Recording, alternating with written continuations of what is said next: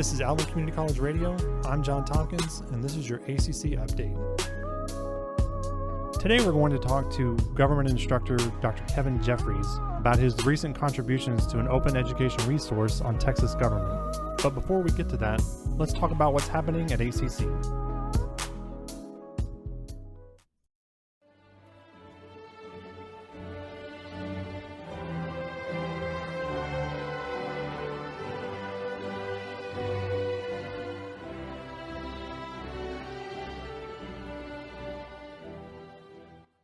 ACC held an in-person commencement ceremony on May 14th. It was the first in-person graduation since the fall of 2019. We're so excited to be here in person. That is ACC President Dr. Crystal M. Albrecht. The commencement ceremony will be her last for ACC as she is retiring this summer. In the time that I have been here, I've watched so many students enter our programs and then move on to finish their education or to join the workforce. Watching this process unfold and watching students graduate to achieve their dreams has been the most fulfilling experience for me during my 7 years here. We are truly changing lives at ACC, and I thank you all for letting me be part of your journey. Dr. Walter Bumpus, president of the American Association of Community Colleges, delivered a previously recorded address and commended students for finishing their education despite the adversity of the COVID-19 pandemic. Alva Community College has prepared you to enter the job market with a grasp on technology and how it is now impacting our changing economic landscape. The fact that you persisted and completed your degree under such difficult circumstances shows that you are up to the challenge. Again, graduates, congratulations. Take time to savor this accomplishment, and best wishes to you and Godspeed. The ACC Foundation recently released its 2021 Excellence Award winners and recipients of the Innovative Initiative grants. The Innovative grants went towards several programs, including the purchase of a digital audio interface for a podcast studio, a grant to purchase calculators, another grant will go towards developing a biodiversity center, and more.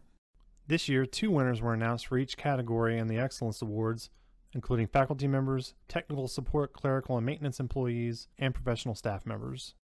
These folks are nominated and voted on by ACC employees for the awesomeness they show every day in their jobs and what they do. That is Foundation President Shirley Brothers announcing the winners during a virtual ceremony. So please help us celebrate our 2 faculty winners, Janine Wilburn, Program Director, Child Development and Education, and Charles Kilgore, Mathematics Department Chair and Faculty. Congratulations. Next, we have our TSCM winners, Ike Gonzalez, Environmental Systems Technician, Sydney Hildenberg, Executive Administrative Assistant Development and Outreach. Congratulations. And last but not least, our professional winners are Dr. Deb Fontenot, Nursing Program Director, and Steve Cabrera, Network Manager. The college will offer financial support to students through its assistance program, which will be available from the summer 2021, fall 2021, and the spring 2022 terms. Students can receive between $100 to $600 of assistance, depending upon the number of hours they take. You can find out more information at the college website. ACC Regents unanimously approved a construction package during their meeting on May 27th. The $1.8 million project will include changes to landscaping, sidewalks, lighting, fencing, facility entrances, and more. Construction is set to begin in early June and is projected to be finished by the start of the fall semester.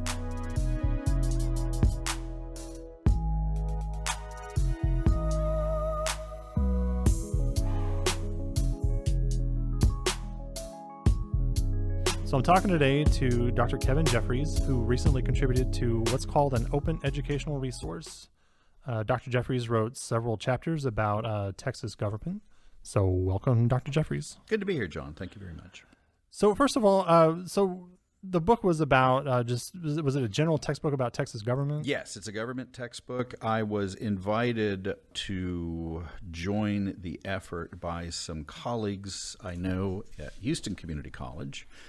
And there's also a person from, I believe it's Midland College as well, too. And it's actually, Pan Open is the, I guess you would call it a publisher. If it's online, is it still called a publisher? Still a publisher. Okay. Anyway, and part of their idea was to get into the Texas government market and also do it in not just an online environment, but also one that is a little bit more flexible in the sense that you're hiring individuals, you're getting individuals to be involved and contributing to it that are in Texas and very much familiar with the ongoing events within the state, meaning also that it's adaptable.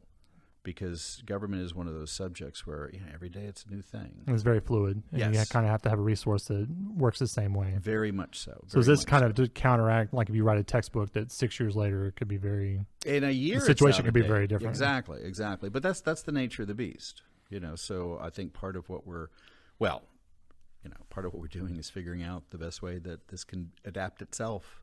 And one of the things that the individuals involved in it were interested in replicating is sort of like how Wikipedia has sort of figured out what it's going to be, and it's also very much the product of the contributions that are made to it. And of course that's an advantage and a disadvantage we could discuss later on if you wanted to. Here obviously things are going to be a little bit different because you have individuals that experts in different fields within government, but we're still going to be open enough to try to figure out, okay, what seems to be working and what does not seem to be working. And that is, since we're just now getting it out, we're still going to, work on over the course of the summer and the fall and the spring, and I would assume on an ongoing basis. But we're still trying to figure out what it's going to turn into. Mm-hmm.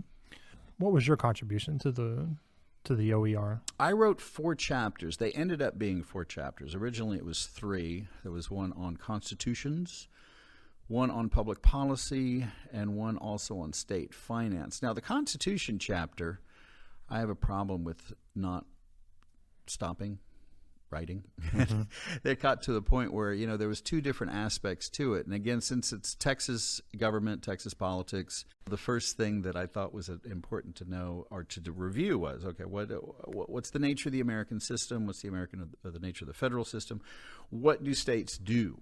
What does Texas do? What also has Texas contributed to over the course of its history in terms of helping define, clarify the relationship between the national government and the state governments and how those things change? So that became its own chapter. There's also one about Texas constitutions themselves, which writing something like this really puts you in a situation where you can start to investigate things that you were always pushing off to the side. One day I'm going to look at this and whatever. And so I really dug into, the evolving nature of constitutions within the state. And there's actually 9 that I could divide into 3 different periods, each with 3 constitutions, one having to do with Spain and Mexico. And that is such a fascinating history. I'm still continuing with that. I've been looking at land grants and the impresarios and the filibusters and all these folks. I mean, how the land was originally distributed, who these people were. What were the histories of some of these individuals, too? And there's some really fascinating people around that period of time. Really amazing. But, all right, so you had some Anglo-Americans invited over to Spain, then Mexico for various purposes, but they're living under another constitution. Then you have a brief period of time, 1836, 1845, 1861. And you're talking about the constitutions that impacted the state of Texas in general. That became the state of Texas. That oversaw how the state was going to be governed. And of course, so it's like a constitutional lineage, basically. Basically, yeah. But also how it, came from different lineages. That's a great word. But you had from 1836, 1845, 1861, Texas trying to figure out what it wanted to be. Do you want to be an independent nation? Do you want to be a state within the United States, or do you want to be a state within the Confederacy? Then obviously that didn't work out.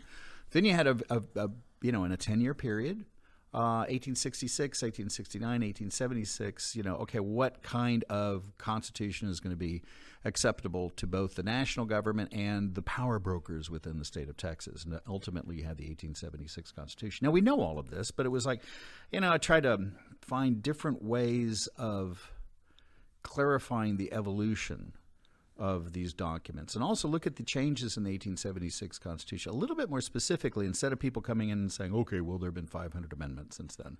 Well, what are they?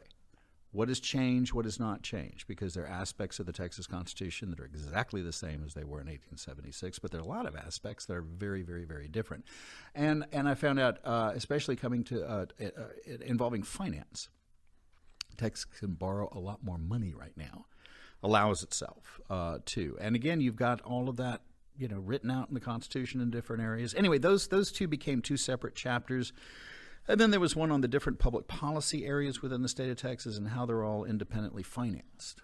So, and again, it was great for me too, because I've been teaching this stuff forever. But there comes a point when you teach a subject that you fall into bad habits and you don't really look at the material freshly. And so this was an opportunity to do that. So yeah, I learned an awful lot. If you're just joining us, we're here today talking to government instructor Dr. Kevin Jeffries about his recent contributions to an open education resource, as well as the current political climate here in the state. So there's been a lot of talk lately amongst politicians about the importance of teaching civics. And so how do you feel like this kind of, how do you feel about this movement in general? I think it's very important. I think also, I have my own approach. I kind of think when I'm teaching something, I try to think of the class as kind of like a user's manual. Not so much civics in the sense that, well, you should do this and you should do that. Well, that's your choice. But if you do decide to do this, well, think of the Constitution as a rule book, right? Mm-hmm. These are the rules in place, the statutory code.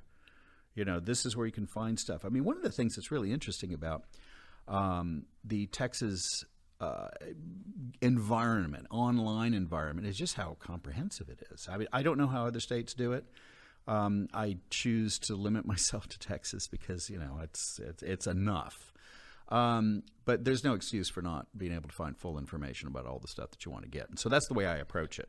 The Texas Capitol website does have a lot of resources. I mean, it has the entire state code. Oh, absolutely. In digital form and the Constitution, and it's actually very exhaustive, very comprehensive. Well, and beyond that, and you're exactly correct. Beyond that, one thing that I'm finding out, and these are things that have been around for a while, but I'm still, you learn, fully one particular thing you can investigate. Then all of a sudden you're like, oh, you're opening up another door. Find a tangent. Well, there's this one thing where you can look at the bills that have been introduced and investigate. It'll tell you which sections within the code are being affected by different bills. Yeah. So one of the things I wanted, all right, fine, a lot of bills are introduced and passed and whatnot, but a lot of them are ceremonial. But then you've got the more substantive stuff. And also, controversially, you're talking about civics, but there's also a lot of things that's out there that regarding education, what sorts of things to cover and what sorts of things to not cover. And people are saying all sorts of things about, well, what is it? Well, here we can go to the actual bills. We can go to the actual legislative summaries. Mm-hmm. And instead of listening to someone comment on stuff, you can actually get to the real thing. And so I guess getting back to your original question, yeah, I like to think about it in a civics sense, but not so much in a, guilt trip people into being involved. If you want to be involved, and you should. But if you want to be involved, you need to know how to be involved and what exactly it entails. Exactly. And doing it the proper way. Doing it the proper way. Exactly. Like, for example, you want to change something. Well, what exactly are you changing? And what is the process you're going to go by? What's the process you're going to go by? And what sorts of things have happened over the course of history? And it's not that. I mean, it's a lot of work to digest this stuff, but in terms of getting access to it, it's right there. It hides in plain sight. So that's and that I think is part of the advantage of this online kind of interface that you have with that, because you can be discussing, okay, well, this is something happening right here, and by the way, boom. I like to talk about the amendments to the Constitution, so I can put there are links that take you to, okay, what amendments are being offered right now. Mm-hmm. There's a proposal to create a separate fund for a Brain Institute of Texas, just like they did the Cancer Prevention Research Institute, for example. So if somebody wants to follow up on that, and you can get alerts too, where it sends you every time there's an update, every time there's a committee hearing, every time there's a vote. Yes. You can get a thing and it'll send you an email alert. Yes. Hey, by the way, they voted on this today. Yes. Or, yes. Here's an upcoming hearing that you might be interested in. And they're great summary documents too that say, okay, this is what happened at last legislative session, the one before that or whatnot, and put together, when the current one is over too. So yeah, there's no excuse to not see what's going on. So Can you briefly just say what an open education resource is?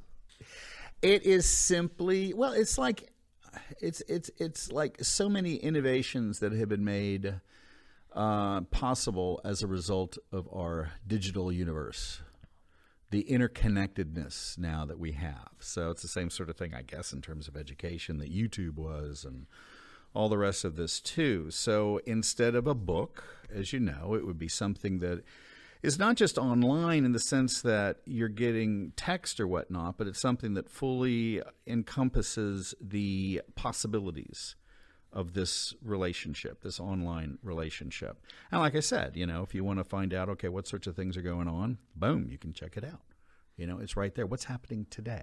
Mm-hmm. But not only that, what has happened over the course of history? And that's one of the things that's really cool right now. There's just so much stuff that I did my dissertation back when you had to go. There was this, what do they call those buildings with all the books? Depositories?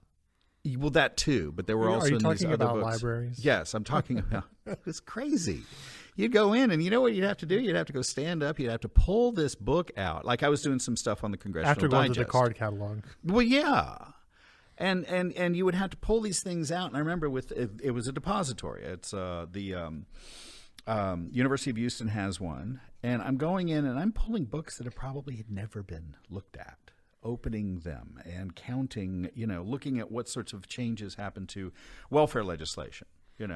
I'm just saying that it took months and months and months and months to get access to things that you can literally do in minutes. And whereas now it's all right there for you. Yes. And it's just a matter of moving your cursor or your finger now over and also the screen, knowing where to go. Yeah, and like I was saying with the online environment, this allows for access to so much stuff. And like I said, not just what's happening right now, because one of the things I like to do and I like to encourage my students to think of is how things that are happening right now are tied into history. There's nothing really new under the sun. Circumstances can change, like the digital environment or whatnot. But it's not like we're necessarily doing anything brand new. It's just more comprehensive and quicker. So why did you decide to pursue? Is that why you decided to pursue an OER as versus contributing to a book? Because it was one of these things that was a more organic existence as opposed to. But I would have preferred this, given a chance, given an option between the two. Now, there are still some places apparently where there has to be some sort of printed edition available. Is it? And that's one thing I wanted to ask you too. Are OERs more affordable than textbook models? These are supposed to be free on this stuff. Now, what exactly? I'm not on the business side of it, but apparently it's affordable. The people that are putting it together will still make the revenue that's going to be necessary to help fund additional expansions of it and whatnot. But of course, your revenue collection is going to be different in the same sense that it is for people that do music. I was going to say, as far as content is concerned, it's really going to go the route of music and TV and film, and that's going to raise some interesting questions. Because as anybody who likes to play music knows, if you record something, you put it on Spotify, you're going to make dozens of cents. I think Jackson. So in other words, the economic model behind it will have to change along with the technology and the way it's distributed. Absolutely. How that changes, who knows? But I'm just, I see this as an augment to what I do in terms of teaching.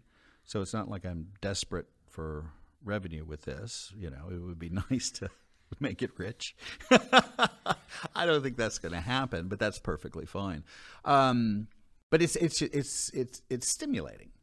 Like I said, I learned an awful lot doing this. It kind of actually something I remember telling people years ago. I mean, you don't really, when you start teaching, you don't really learn your material when you're studying it. You learn the material when you're teaching it. And then I realized that's even more so when you're, writing a textbook. That's when you're really learning stuff.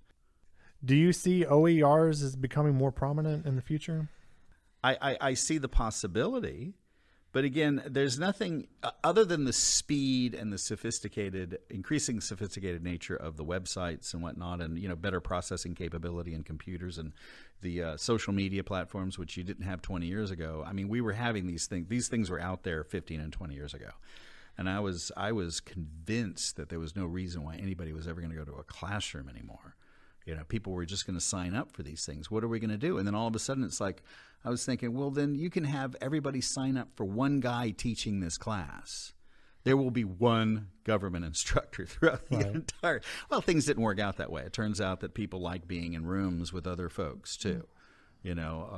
So I don't know what's going to happen. I guess some students still need also the interaction with their instructors. Exactly. And some people just prefer it. Yeah, and it's going to be an interesting thing also too with the pandemic, because the shutdown kind of pushed the demand for it, and of course it put more people in a situation where they're figuring out how to maximize this online environment, because it can be kind of problematic and stale and whatnot. And I can't say that mine is necessarily the best. It's okay, but there's always ways that you can improve. And so who knows what that's going to mean for demand in the future. And again, I'm out of the business of predicting the future. I have absolutely no idea. Well, Dr. Jeffries, thank you for coming by to talk to us today. I appreciate it. You're welcome, John. Thank you for the invitation.